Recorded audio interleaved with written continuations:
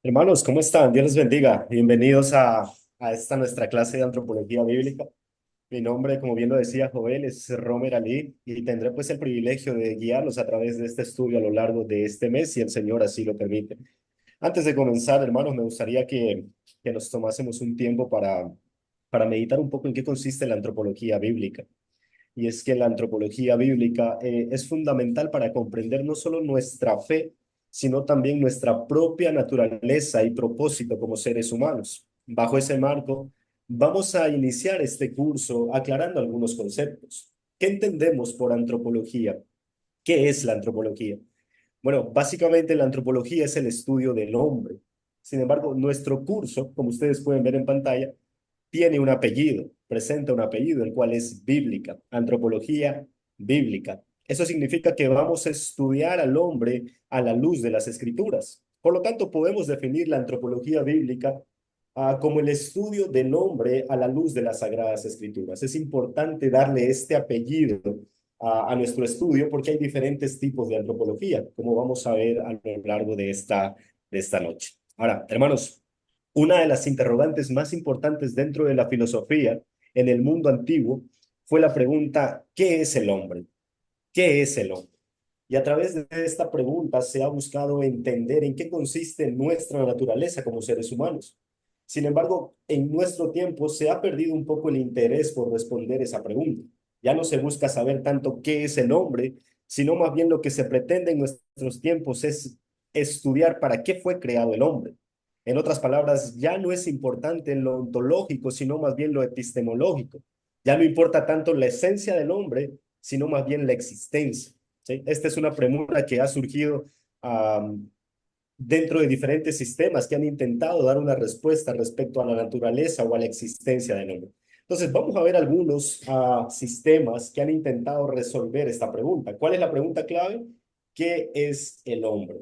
¿Sí? Vamos a ver algunos sistemas que han tratado de responder a esta pregunta clave. En primer lugar, vamos a ver un poco acerca de el existencialismo. Permítanme, les comparto la pantalla. Ahí. ¿Qué es el existencialismo? Estoy seguro que algunos de ustedes han escuchado este sistema filosófico. Este sistema persigue el conocimiento de la realidad por medio de la experiencia de la propia existencia. En ese sentido, la existencia del hombre es más importante que su esencia. El existencialismo, hermanos, rechaza que exista una esencia inherente en el ser humano y en su lugar hace hincapié en la libertad individual, la elección y la responsabilidad personal. Ahora, alineado a este pensamiento, quien fue uno de los hombres más prominentes dentro de este sistema, Jean-Paul Sartre, en una obra que él escribió titulada El ser y la nada, él manifiesta la siguiente frase: la existencia precede a la esencia. La existencia precede a la esencia. Ahora, algunos se preguntarán, ¿pero qué quiso decir este filósofo con esta frase? La existencia precede a la esencia.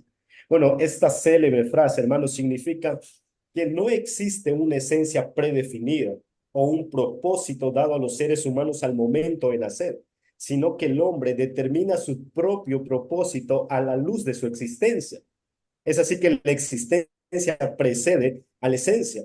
Es debido a que la existencia, hermanos, define lo que somos por medio de nuestras elecciones, acciones y experiencias. ¿Sí? Ahora, yo entiendo que esto puede sonar un poco confuso, ¿sí?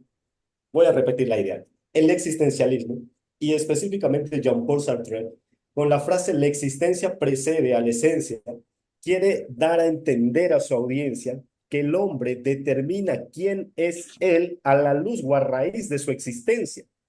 A raíz de su existencia y de sus elecciones, acciones y experiencias, el hombre define su propio propósito. En palabras más simples, hermanos, el existencialismo señala que no hay un destino fijo que guíe nuestras vidas, no hay alguien que ha predestinado nuestras vidas, sino más bien afirma que nosotros somos agentes libres y que nosotros estamos encargados de definirnos a nosotros mismos a través de nuestras elecciones y de nuestras propias decisiones. Esto implica, hermanos, una responsabilidad personal y una libertad absoluta para determinar nuestro propio camino y significado en la vida. Jean-Paul Sartre realmente tenía una fe en el ser humano, porque si hay una responsabilidad personal por la que yo voy a determinar mi propio destino, es porque Sartre está creyendo que el hombre tiene cierto tipo de bondad para elegir lo bueno. Ahora nosotros sabemos eso a la luz de las escrituras, que no es así, que el hombre solo puede elegir entre un mal y un mal peor. Pero bueno, el existencialismo plantea eso, que a raíz de la existencia del ser humano, él puede determinar su propio destino. Hay una frase muy coloquial que sirve para resumir toda esta enseñanza existencial, y es aquella que tal vez algunos de ustedes han escuchado. El hombre es arquitecto de su propio destino. ¿Sí? El hombre construye su propio destino a raíz de que el hombre existe. La existencia para Sartre precede entonces a la esencia. No hay ningún tipo de propósito que se me haya determinado a mí como ser humano al momento de nacer, sino que yo creo mis propios propósitos y me defino a sí mismo a raíz de mi existencia. Lo importante es que existo. Eso es lo que pensaba Sartre. Ahora, este tipo de pensamientos, hermanos, tienen implicaciones. Vamos a ver tres implicaciones respecto al existencialismo. En primer lugar, pues obviamente la primacía de la existencia. Según Sartre, antes de que podamos tener una esencia definida, entiéndase esencia, hermanos, como un propósito fijo en la vida, primero existimos como seres humanos. Esto significa que no hay una naturaleza humana predefinida o esencia que determine nuestro destino, comportamiento desde el principio, sino que somos responsables a partir de nuestra existencia. O sea que hay una primacía en la existencia dentro de esta filosofía. En segundo lugar, hay implicaciones en cuanto a la libertad y a la responsabilidad. Claro, al no tener una esencia predefinida, somos completamente libres de elegir lo que queremos ser y cómo queremos vivir. Voy a repetir esto. Al no tener una esencia predefinida, somos completamente libres de elegir lo que queremos ser y cómo queremos vivir. Yo no sé si esta declaración a ustedes les trae a la mente algunas frases que actualmente las ideologías de género están utilizando. ¿Sí? Al no tener una esencia predefinida, yo elijo libremente lo que quiero ser. Por ejemplo, pues yo soy hombre, dice alguien, pero si yo quiero ser mujer, pues yo defino que quiero ser mujer. O yo soy hombre, pero si yo quiero ser un perro, yo defino que quiero ser un perro, porque yo ya existo y en base a mi existencia, yo defino lo que quiero ser. ¿Sí? Es un pensamiento que está impregnado aún en nuestros días, si se pueden dar de cuenta. ¿Sí? Hay una libertad dentro del existencialismo que está acompañada de responsabilidad. Sin embargo, al tener, ya esto desde una perspectiva bíblica, al tener una naturaleza caída, esa libertad siempre va a elegir hacer lo malo, como lo vemos en nuestros días. Bueno, pero otra de las implicaciones que tiene el existencialismo es la libertad y la responsabilidad. Ellos eligen ser, a raíz de su existencia, lo que quieren ser y cómo quieren vivir. Y finalmente, hermanos, está la autenticidad. Sartre enfatiza la importancia de vivir auténticamente, es decir, actuando de acuerdo con nuestras propias elecciones y valores en lugar de conformarnos a normas o roles establecidos por otros o por la sociedad. Claro, al no haber una esencia definida en cada ser humano, no hay lo que se conoce como la ética, porque el ser humano va a crear su propia ética a raíz de su existencia. Entonces, lo que yo hago debe estar bien porque yo lo considero que está bien. Esa es mi autenticidad. Entonces, el existencialismo, hermanos, vean que tiene implicaciones, que hasta hoy en nuestros tiempos nosotros podemos notar esas implicaciones. Hay una primacía de la existencia. No importa quién me haya diseñado, lo importante es que existo. Hay una libertad y hay una responsabilidad. A raíz de mi existencia, yo decido lo que quiero ser y cómo quiero vivir. Y nadie me puede decir si estoy bien o si estoy mal, porque hay una autenticidad en base a mi existencia. ¿Sí? Yo elijo, yo tengo mis propias elecciones y mis propios valores. Ahora, hermanos, podemos decir de alguna manera que el existencialismo es cierto tipo, en cierto sentido, es algo así como un humanismo. El humanismo, hermanos, como ustedes saben, es otro sistema que busca definir al hombre. Veamos un poco, hablemos un poco acerca del humanismo. ¿Qué es el humanismo? Bueno, el humanismo, hermanos, es el sistema filosófico que señala que el ser humano es el eje central de todas las cosas. Sobre el ser humano giran todas las cosas porque él es el eje central de todo. El humanismo se da en tiempos posterior a la Reforma y de hecho el humanismo, hermanos, ha tenido la intención de recuperar prácticas de la antigua Grecia. En ese sentido, el humanismo ha situado al hombre por encima de Dios. De ello, para los humanistas, perdón, no es un secreto el hecho de que ellos rechazan a Dios. Ellos han rechazado en aquellos tiempos el teocentrismo medieval, por lo cual podemos decir que para el humanismo el hombre ocupa el lugar de Dios. No existe tal Dios, sino solamente el hombre que llega a ser su propio Dios. El hombre llega a tener cierto tipo de divinidad para el humanismo. Al ser el centro de las cosas, pues el hombre tiene mayor autoridad que Dios.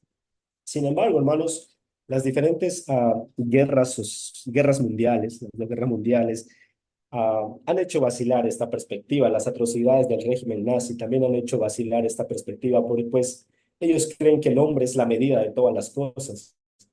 Sin embargo, todos estos conflictos, todas las guerras hechas por hombres, nos muestran que el hombre, o sea, nos hacen dudar, nos hacen, sí, tambalear respecto a la bondad que el hombre pueda tener y al significado de valores que el hombre pueda tener. Si el hombre es el eje central de todas las cosas y es el hombre quien ha sido partícipe de las diferentes guerras mundiales, pues qué peligro que el hombre sea el eje central de todas las cosas, ¿cierto? Entonces, las diferentes guerras mundiales, hermanos, han hecho vacilar esta perspectiva filosófica. Si el hombre es el eje central de todas las cosas, eh, eh, es un paradoja al humanismo. Entonces, el humanismo tiene sus dos de quiebre, de puntos a duda, de que hacen tambalear.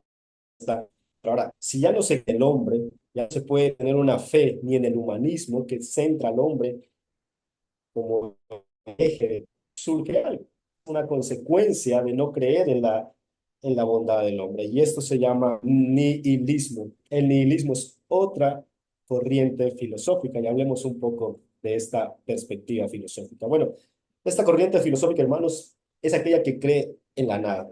Y como consecuencia, como ellos creen en nada, entonces para ellos la vida no tiene sentido. Ahora, algunos de ustedes pueden decir, pero ¿cómo es posible que exista gente así? Bueno, sí ha existido gente así a lo largo de la historia y de hecho existe en el momento gente que prefiere no creer en nada. Y como no cree en nada, pues para ellos la vida no tiene ningún significado o ningún sentido. Alguien dijo en alguna ocasión, el nihilismo es no creer en nada, excepto una cosa, que la vida no tiene sentido.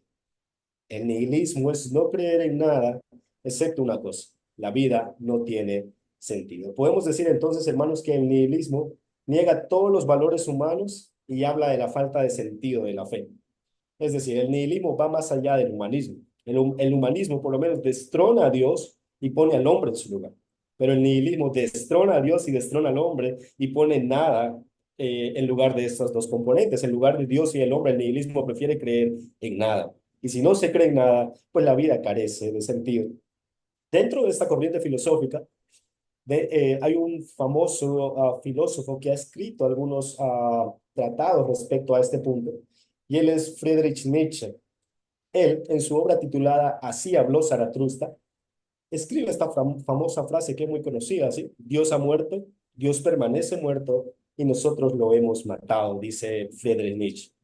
Ahora, esta frase, hermanos, encapsula la idea de que en la cultura moderna y secularizada en la que vivimos, la idea de Dios ya no tiene la misma relevancia, ya no tiene la misma importancia que en épocas anteriores.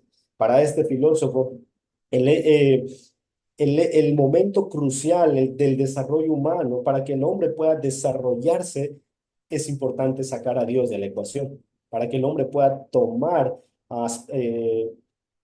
autoridad, para que el hombre pueda tomar preeminencia, es importante sacar a Dios de la ecuación. Y él dice, o sea, Dios ya no es muy relevante para esta época. Por eso él escribe esa famosa frase, Dios ha muerto, Dios permanece muerto y nosotros lo hemos matado. Bien, entonces, hermanos, como estamos viendo, existen diferentes sistemas filosóficos que pretenden dar respuesta a, a este interrogante. ¿Cuál es nuestro interrogante? ¿Qué es el hombre? Ya hemos visto el existencialismo, el humanismo y el nihilismo, que nos dan ciertos vestigios de qué es el hombre. El hombre puede ser alguien deificado. No, el hombre no sirve para nada porque el humanismo nos muestra que el hombre simplemente trae problemas a la sociedad. Entonces preferimos creer en nada, y eso es lo que plantearon los nihilistas. Entonces, en la búsqueda de encontrar una respuesta a esta pregunta han surgido diferentes sistemas filosóficos. Para mí que es muy importante entonces la antropología bíblica, porque no se trata simplemente de un estudio sociológico de qué es el hombre, en qué consiste la naturaleza del hombre, sino que a lo largo de todo este tiempo han existido diferentes a corrientes filosóficas que han tratado de responder a esta pregunta. ¿Quiénes somos nosotros como individuos? ¿Quiénes somos? ¿Cuál es la ontología de nuestro ser? Entonces, miren que hay buenas o diferentes corrientes filosóficas que han tratado de dar respuesta a este interrogante. ¿Qué podemos hacer nosotros? Bueno, vamos a agrupar los diferentes tipos de antropologías no cristianas en dos grupos. En aquello que se denomina la antropología idealista por un lado y la antropología materialista, ¿sí? Vamos a agrupar los diferentes tipos de antropologías no cristianas en dos grupos, la antropología idealista y la antropología materialista. Vamos a ver en qué consiste entonces, en primer lugar, la antropología idealista. Bueno, esta antropología considera que el ser humano es básicamente espíritu y que su cuerpo físico es ajeno a su propia naturaleza. Este tipo de antropologías, hermano, encuentra sus raíces en la filosofía griega. Si ustedes recuerdan, los filósofos griegos creían que la parte inmaterial del hombre es más importante que lo material. Para ellos, para los filósofos griegos, el cuerpo es solamente la prisión del alma. El alma está encarcelada en este cuerpo. Y cuando el cuerpo muera, el alma va a ser librada de esta prisión y va a tener un estado divino. Eso es lo que pensaban los filósofos. De acuerdo con este pensamiento, Platón en algún momento manifestó: lo real en el hombre es su intelecto o la razón. El cuerpo humano forma parte de un orden inferior, es un obstáculo para el espíritu y en realidad la persona está mejor sin él. ¿Sí? Miren el pensamiento de Platón. Enfatiza mucho la parte inmaterial y descarta la parte material, al punto de decir que es un obstáculo, esta carne es un obstáculo para el espíritu y en realidad la persona está mejor sin el cuerpo. Sí, miren el pensamiento filosófico que tenía Platón respecto a la antropología. Entonces, repito, la antropología idealista considera que el ser humano es básicamente espíritu, o sea, lo importante de nosotros es el espíritu y que el cuerpo físico es ajeno a nuestra propia naturaleza. Es como una cárcel, es como un castigo que tiene el ser humano, que tiene el alma del ser humano, y que en algún momento va a ser librada de esa cárcel que hoy por hoy la está aprisionando. Entonces, esa es la antropología idealista. Consideran que el ser humano es básicamente espíritu y que su cuerpo físico es ajeno a la propia naturaleza. Es por ello, hermanos, que los filósofos griegos creían en la inmortalidad del alma. Ellos creen en la inmortalidad del alma, pero lo que ellos no creen es en la resurrección de los cuerpos, claro, porque para ellos la parte material es algo malo, es intrínsecamente malo. Entonces, si después de la muerte el cuerpo va a seguir, ¿qué sentido tiene la vida, sí? Si el cuerpo es malo?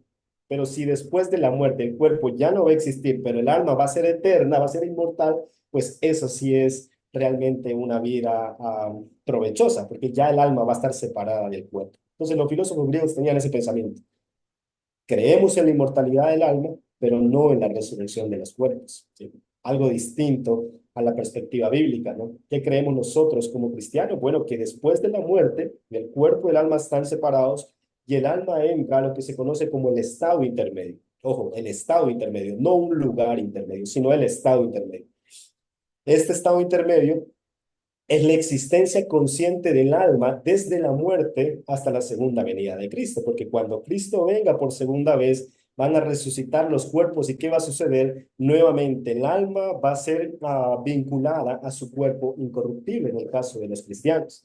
Entonces, para el cristiano, tanto el cuerpo como el alma es importante. No solo es importante el alma, sino también el cuerpo. Y esto, hermanos, es muy importante porque en la práctica evangelística, lo que generalmente se enfatiza es el alma de la persona, ¿sí? El alma del pecador. Y a veces cuando vamos a evangelizar a indigentes en la calle, no nos preocupamos tanto por su cuerpo, sino por su alma. Como que ella arrepiente, cree en el Señor Jesucristo, confiésale tus pecados, y eso está bien. Pero no nos olvidemos del cuerpo. Esos indigentes están en la calle, tirados, sin comida, y nosotros no nos interesamos por su cuerpo, no, lo único que nos interesa es el alma. Entonces, de alguna u otra manera, actuar así es actuar como los filósofos griegos, interesarnos más en el alma que en su propio cuerpo. Hermanos, Cristo vino a morir no solo por alma, sino también por cuerpos, porque vamos a ser personas completas, redimidas, y que vamos a vivir eternamente en alma y en cuerpo. Así que al momento de evangelizar y si nos encontramos con los indigentes, pues llevemos algo de comida, ¿sí? Algo de abrigo para ellos, para interesarnos también un poco en su cuerpo y evangelicemos. ¿Sí? No nos centremos solamente en el alma, porque recordemos esto, el cuerpo también es importante. Dios vino a rescatar tanto alma como cuerpo. Bueno, pero para los filósofos griegos, lo único que importaba, lo único que se resaltaba era el alma. En otras palabras, podemos resumir, hermanos, a esta antropología idealista de la siguiente manera. El espíritu a expensas del cuerpo. El espíritu a expensas del cuerpo. Veamos ahora el siguiente, la antropología materialista. ¿Qué nos enseña o qué enseña la antropología materialista? Bueno, es lo contrario. Consideran que el ser humano es un ser compuesto de elementos materiales y su vida espiritual es simplemente un subproducto de su estructura material. Este tipo de antropologías, hermanos, se evidencia en lo que nosotros conocemos como el marxismo.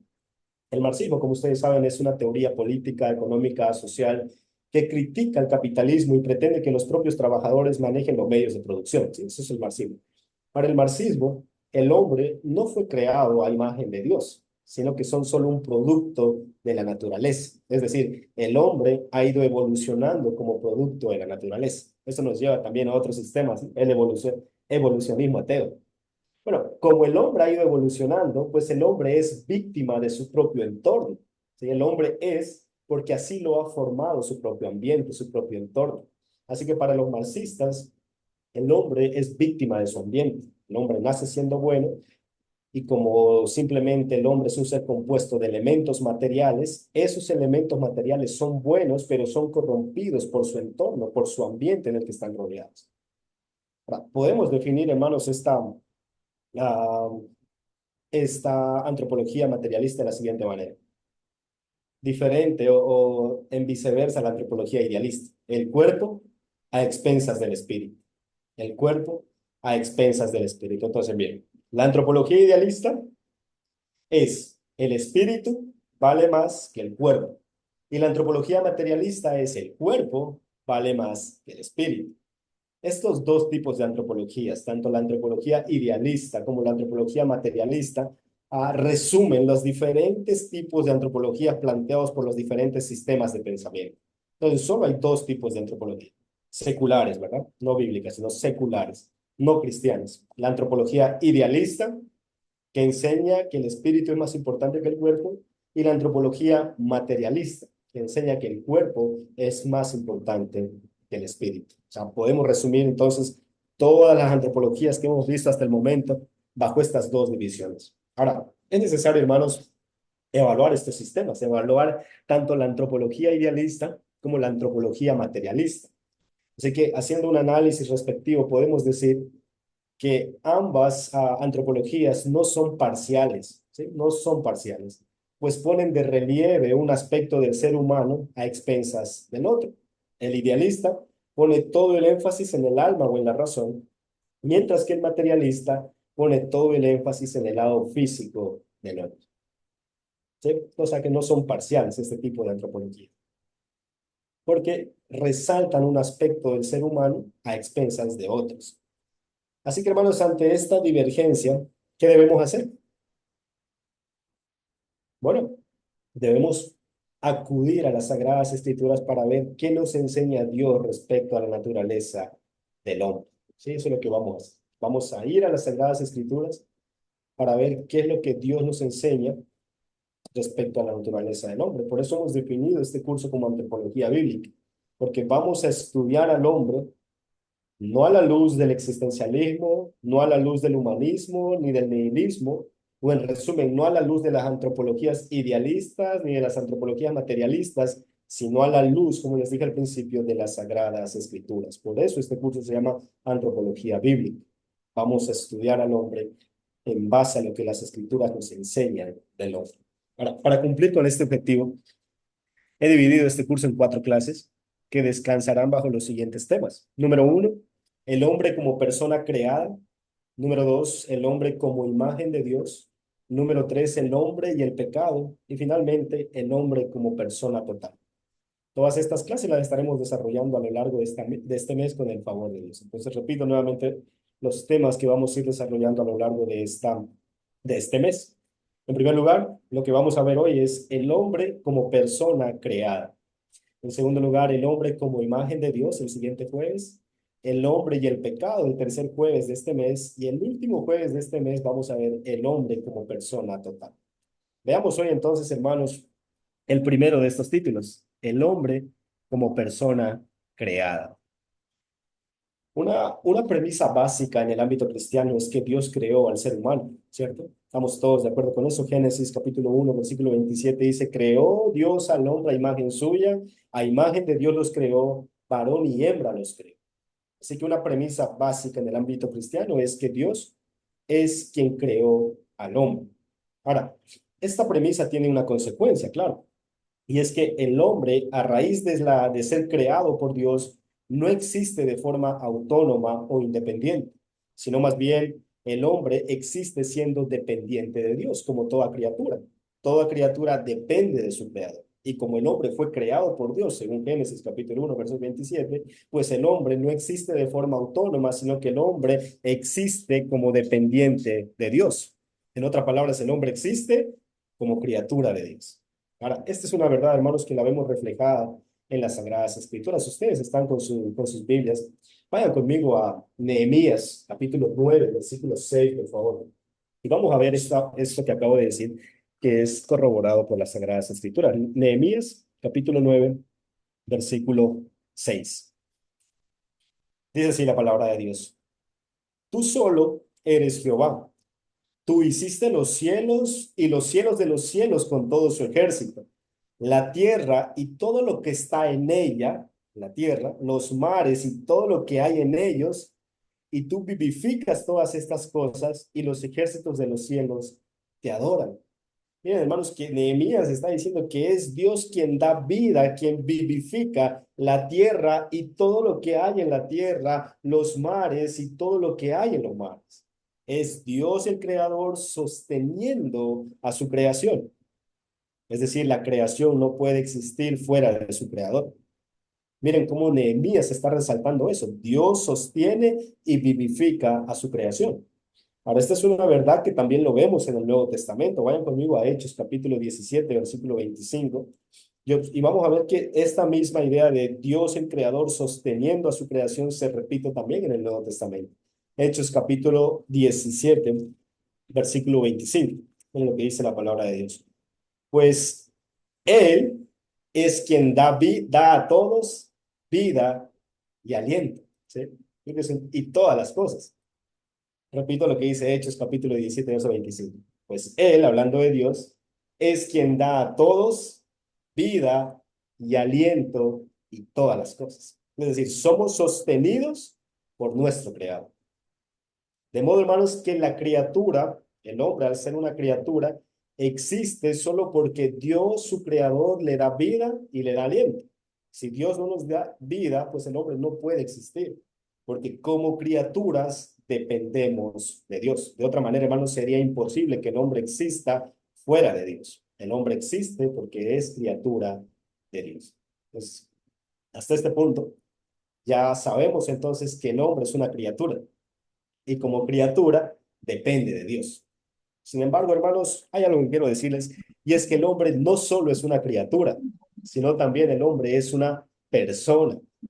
¿Qué significa el hecho de que el hombre sea una persona? Bueno, eso significa que el hombre tiene una especie de independencia. Que el hombre sea persona significa que el hombre tiene libertad, por lo menos en el sentido de poder elegir lo que quiere hacer. ¿Estamos de acuerdo con eso, hermanos? El ser humano no es un robot que ha sido creado para hacer todo lo que Dios le pida. El ser humano no es un robot cuyo curso de acción lo determinan fuerzas exteriores al mismo. No, el ser humano es una persona que es capaz de elegir, que tiene libertad y que tiene cierta independencia. Ahora, entonces tenemos un conflicto en este punto. Pues el hombre no solo es criatura, sino también persona.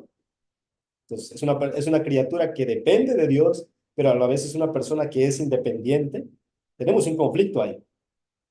Algunos teólogos han denominado este conflicto como el misterio central del hombre. Es un misterio del hombre. el hecho de que él sea criatura dependiente y a la vez persona, algo independiente. ¿Cómo es posible que el hombre sea a la vez criatura y por lo tanto dependiente de Dios, como dice Romanos capítulo 9 versículo 21? Miren lo que dice Romanos 9 21. ¿O no tiene potestad el alfarero, haciendo alusión a Dios, sobre el barro, para hacer de la misma masa un vaso para honra y otra para deshonra? ¿Sí? Dios soberano hace lo que quiera con su creación. Y a la vez el ser humano es persona y por lo tanto tiene cierta independencia y libertad. Y miren lo que eso podemos observar en Josué capítulo 24, verso 15. ¿Recuerdan aquella escena cuando Josué dice, y si os mal parece servir a Jehová? Y la palabra que va a decir a continuación Josué es, escogeos hoy a quién sirváis, si a los dioses a quienes sirvieron vuestros padres cuando estuvieron al otro lado del río, o a los dioses de los amorreos en cuya tierra habitáis. Pero yo y mi casa, elige Josué, serviremos a Jehová. ¿Sí? Miren que hay cierta libertad del hombre de elegir y de hecho eso es lo que les dice Josué. Elijan ustedes a quién quieren servir. Como una criatura que depende de Dios totalmente puede tener cierta independencia. Bueno, la Biblia nos muestra que el hombre sí tiene cierta libertad.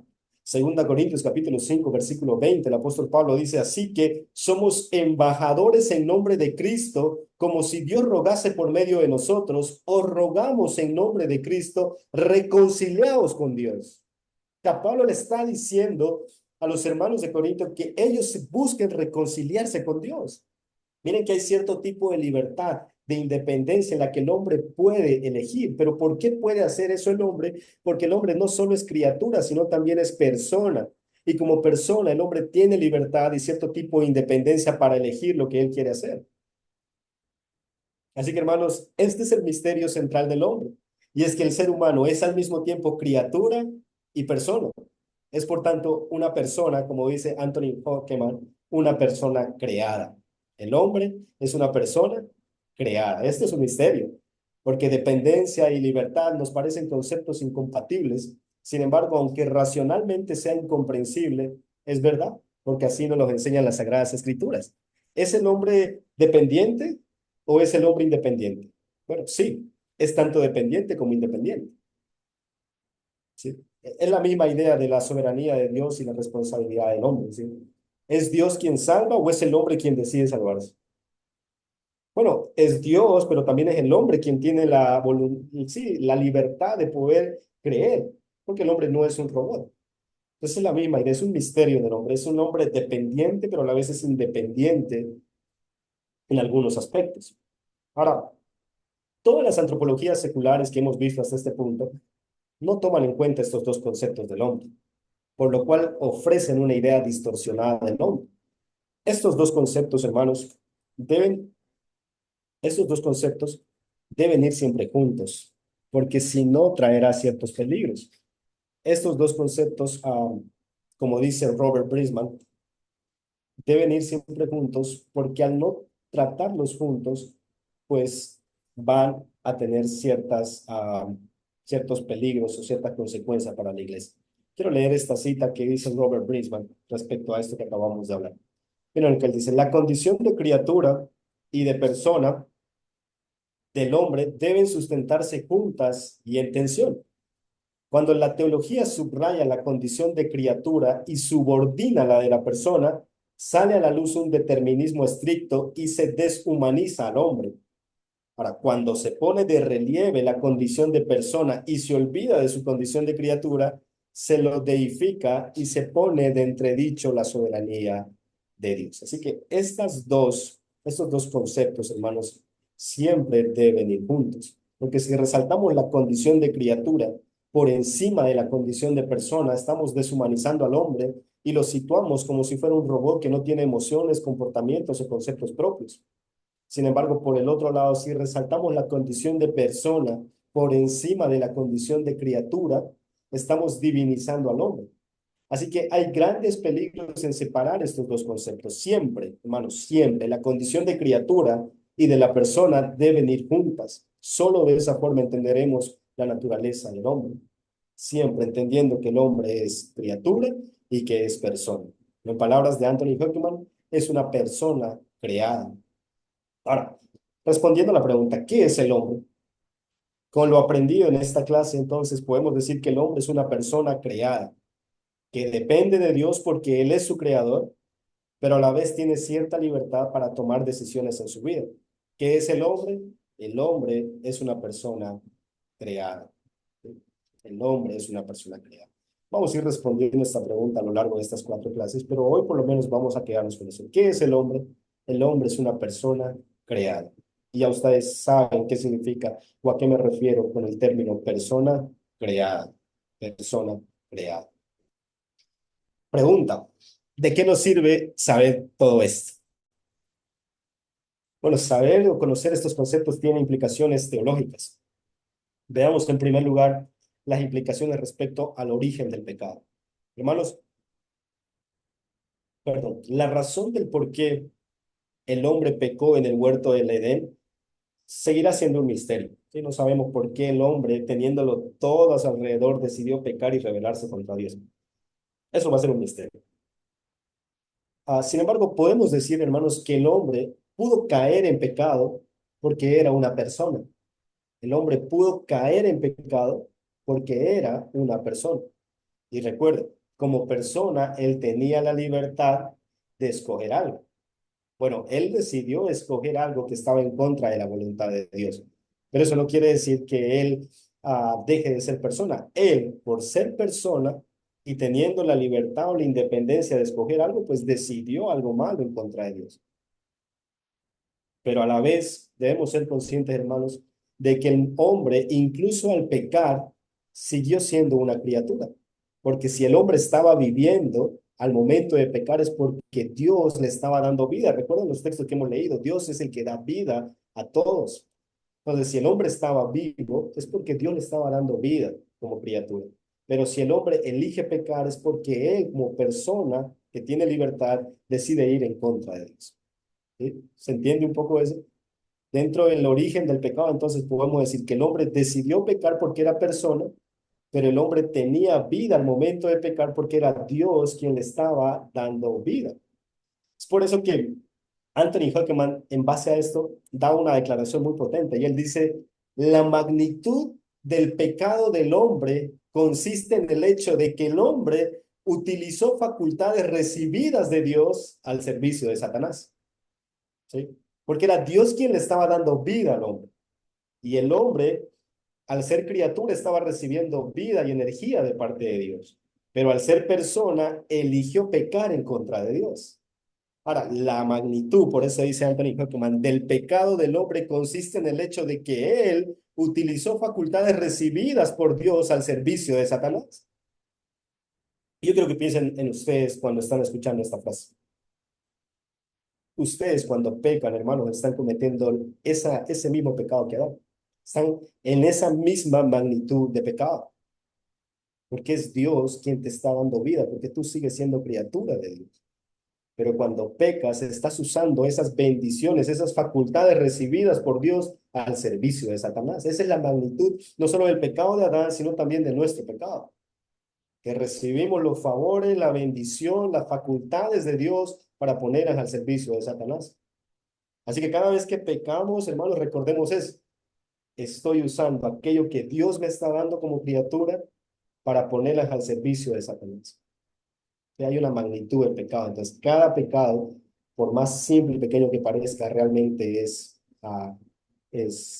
magnánimo. Por eso es que Sproul decía, ¿cierto? Es una traición cósmica pecar contra el Creador. Así que, hermanos, respecto al origen del pecado, podemos decir entonces que fue permitido y se realizó en algún sentido siendo el hombre responsable debido a que el ser humano es una persona creada. Pues si el hombre fuera solo una criatura y actuara como un robot, la culpa del origen del pecado sería de Dios, ¿cierto? Si el hombre es un robot que solo responde a lo que su creador lo ha hecho, pues y si ese robot peca, pues la culpa es del creador, de Dios. Pero el hombre no es un robot, no es solo una criatura, sino también es una persona. Y eso nos ayuda a entender el origen del pecado, porque él como persona decidió voluntariamente pecar en contra de Dios. Eh, Bueno, por otro lado, este concepto del hombre como persona creada también tiene implicaciones en la santificación.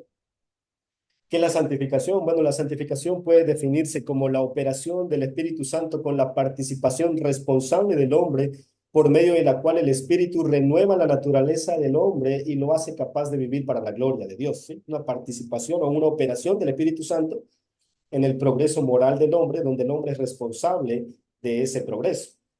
Es por tanto, hermanos, la santificación obra de Dios y tarea del hombre. La santificación es obra de Dios y tarea del hombre. Dado que el hombre es criatura, es Dios quien en la persona del Espíritu Santo lo santifica. Pero como el hombre también es persona, él es responsable, activo de su santificación. Y esta conexión nosotros la podemos observar en Filipenses capítulo 2 versículos 12 y 13. Lean o pueden registrarlo ahí en su cuaderno de apuntes. Filipenses capítulo 2 versículos 12 y 13. Miren lo que dice el apóstol Pablo. Por tanto, amados míos, como siempre habéis obedecido, no como en mi presencia solamente, sino mucho más ahora en mi ausencia, ocupaos, mira lo que dice Pablo, ocupaos en vuestra salvación con temor y temblor. ¿Quiénes deben ocuparse? Pues los cristianos que estaban en Filipo. Y miren lo que dice el versículo 13, porque Dios es el que en vosotros produce el querer como el hacer por su buena voluntad. Entonces, ¿quién se debe ocupar en la santificación? ¿O Dios o los creyentes que estaban en Filipos? Bueno, ambos, porque el hombre es una persona creada, que como criatura depende de Dios para su santificación, pero como persona es responsable de su santificación. Entonces, miren que entender que el hombre es una persona creada tiene implicaciones en nuestra teología, en nuestra forma de pensar acerca de Dios. Ahora, el hombre como persona creada también tiene implicaciones en la doctrina de la perseverancia de los santos. ¿Cuál es la forma correcta de decir perseverancia de los santos o preservación de los santos? He escuchado a algunos teólogos decir que no se debe decir perseverancia, sino más bien preservación, porque es Dios quien los preserva, y eso es verdad. Pero esa afirmación deja de lado la persona del ser humano. Sí, yo creo que ya entienden la idea. Decir que es Dios quien nos preserva es verdad, pero decir que decir la perseverancia de los santos está mal, yo creo que decir eso está mal, porque el hombre es una persona creada. El hombre es preservado porque es una criatura, pero a la vez el hombre debe perseverar porque es una persona. Así que perseverancia y preservación son dos formas correctas de decir, porque el hombre, repito, es preservado en base a que él es criatura y depende entonces de su creador, pero a la vez él debe perseverar porque él es una persona. La Biblia nos enseña esto en diferentes pasajes de las Escrituras. Por ejemplo, que Dios es quien preserva al hombre. En Juan capítulo 10, versículo 27 y 28, el Señor Jesucristo dice, mis ovejas oyen mi voz y yo las conozco y me siguen, y yo les doy vida eterna y no perecerán jamás, ni nadie las arrebatará de mi mano. Miren que es el Señor Jesucristo quien preserva a sus ovejas y nadie las podrá arrebatar de su mano. Es decir, la salvación no se pierde, ¿sí? Pero no es el tema.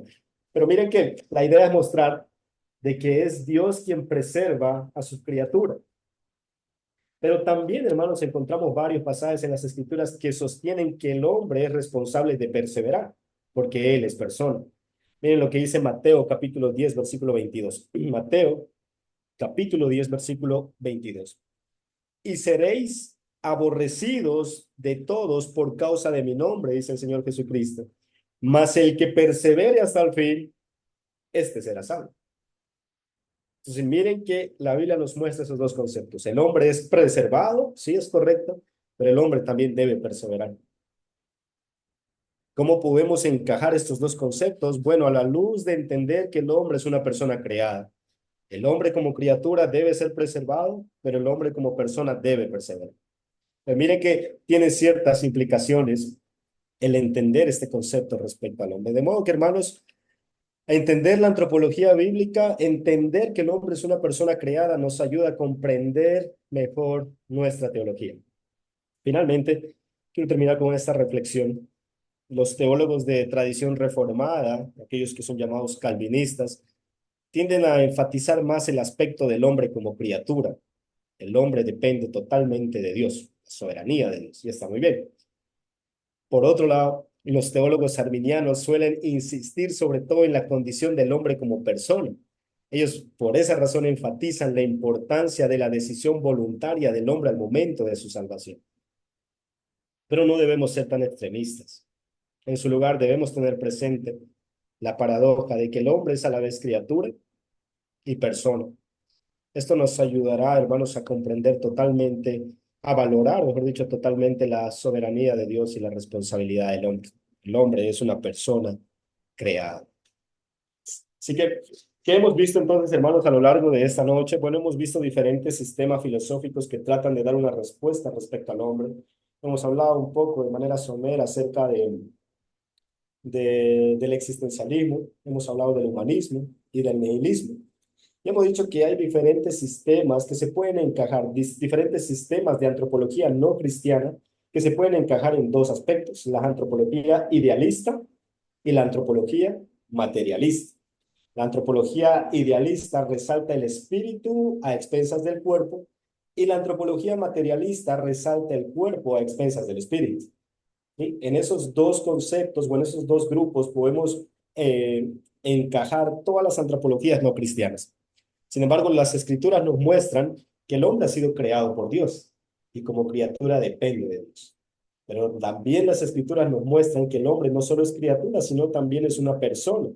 Y eso nos muestra el misterio central del hombre, porque no podemos encajar independencia y dependencia en una misma persona. Pero eso es lo que nos enseñan las escrituras. Y a raíz de que el hombre es una persona creada, podemos entender ciertos aspectos de la teología, como el origen del pecado, la santificación y la perseverancia de los santos. Y también hemos reflexionado un poco acerca de los calvinistas y arminianos, unos resaltando más al hombre como criatura y otros resaltando un poco más al hombre como persona. Pero hemos dicho que no debemos caer en ambos extremos, sino que debemos tener presente esa paradoja de que el hombre es una persona creada. ¿Qué es el hombre? Una persona creada.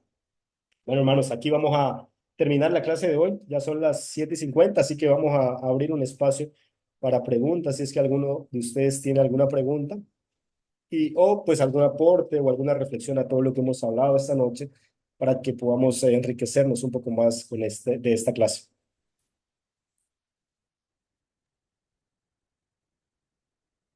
Mi hermano Romero, muchas gracias por este tiempo que dispuso de que nosotros pues podamos aprender más de este curso de la antropología.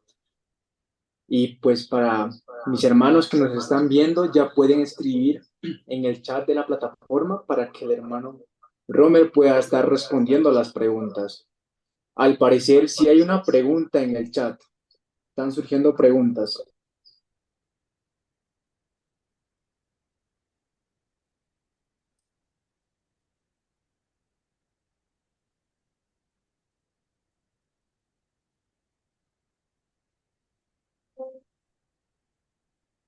Bueno, la primera pregunta que escriben en el chat es el siguiente. ¿El hombre puede elegir entre un bien y un mal o solo puede elegir entre un mal y un mal peor? Explique el por qué. El hombre puede elegir un bien y un mal. Bueno, hermanos, después de la caída, en Génesis capítulo 3 se da lo que en términos teológicos se conoce como el pecado original, ¿sí? El pecado original no es el primer pecado, sino es la consecuencia del primer pecado sobre el resto de la masa humana, sobre toda la descendencia de Adán y Eva. Y esa consecuencia es que el hombre nace corrompido y que nace tanto legal como moralmente afectado a raíz de ese pecado original. Es decir, legalmente es culpable ante Dios y moralmente está corrompido.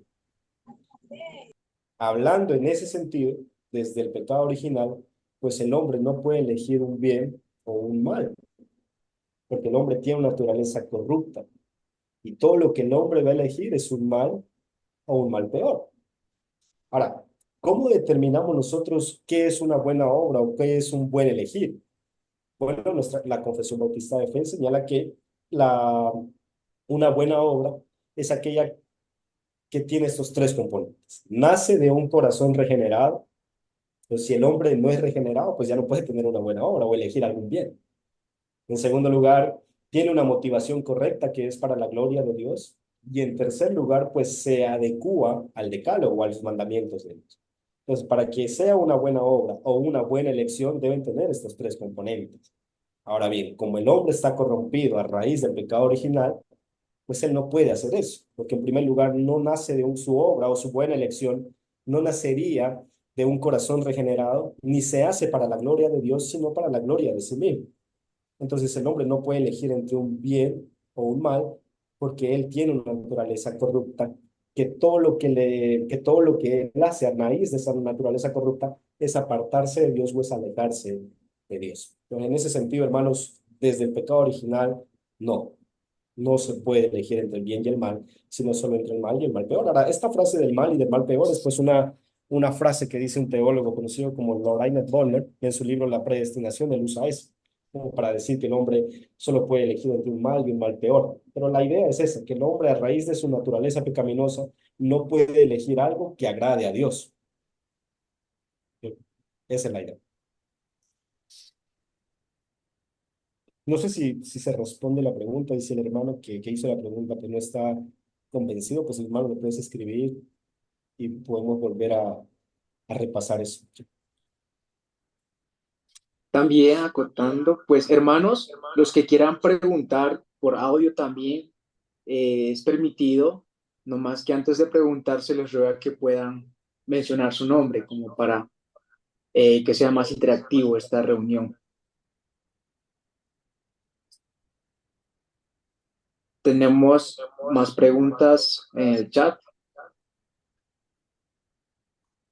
La segunda pregunta, hermano Romer, dice, ¿la predestinación y el libre albedrío actúa en el hombre como criatura o como persona?